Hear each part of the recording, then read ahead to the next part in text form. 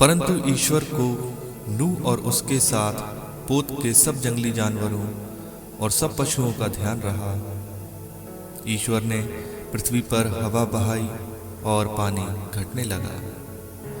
अब अगाध गर्त के स्रोत और आकाश के द्वार बंद हो गए थे और आकाश से होने वाली वर्षा रुक गई थी।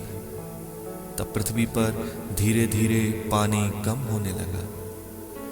150 दिन के बाद पानी घट गया और 7वें महीने उस महीने के 17वें दिन पोत अरारट पर्वत श्रेणी पर जा लगा।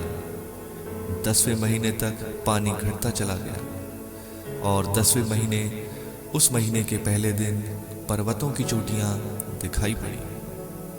40 दिन बाद नूह ने उस खिड़की को खोला जिसे उसने पोत में बनाया था और एक कौवा छोड़ दिया। वह कौवा तब तक आता जाता रहा जब तक पृथ्वी पर का पानी नहीं सूख गया। 7 दिन तक प्रतीक्षा करने के बाद नूह ने पोत से एक कपोत को छोड़ दिया जिससे यह पता चले कि पृथ्वी पर का पानी घटा या नहीं। कपोत को कहीं भी पैर रखने की जगह नहीं मिली और वह नूह के पास पोत पर लौट आया क्योंकि समस्त पृथ्वी तल पर पानी था। नूह ने हाथ बढ़ाया और उसे पकड़कर पोत के अंदर अपने पास रख लिया। उसने 7 दिन तक प्रतीक्षा करने के बाद कपोत को फिर पोत के बाहर छोड़ दिया। शाम को कपोत उसके पास लौटा और उसकी चोंच में जैतून की हरी पत्ती थी। इससे नूह को पता चला कि पानी पृथ्वी तल पर घट गया है। उसने फिर 7 दिन प्रतीक्षा करने के बाद कपोत को छोड़ दिया और इस बार वह उसके पास नहीं लौटा। इस प्रकार नूह के जीवन के 600 पहले वर्ष के पहले महीने के पहले दिन पानी पृथ्वी तल पर सूख गया। नूह ने पोत की छत हटाई और पोत के बाहर दृष्टि दौड़ाई। पृथ्वी तल सूख गया था। दूसरे महीने उस महीने के 27वें दिन पृथ्वी सूख गई।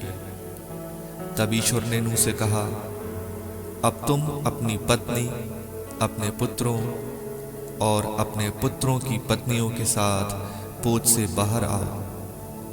प्रत्येक प्राणी को, पशुओं, पक्षियों और पृथ्वी पर रेंगने वाले सभी जंतुओं को बाहर ले आओ। वे पृथ्वी पर फैल जाएं, फले फूलें और पृथ्वी पर अपनी अपनी जाति की संख्या बढ़ाएं। इस पर नूह अपने पुत्रों, अपनी पत्नी और अपने पुत्रों की पत्नियों के साथ बाहर आया।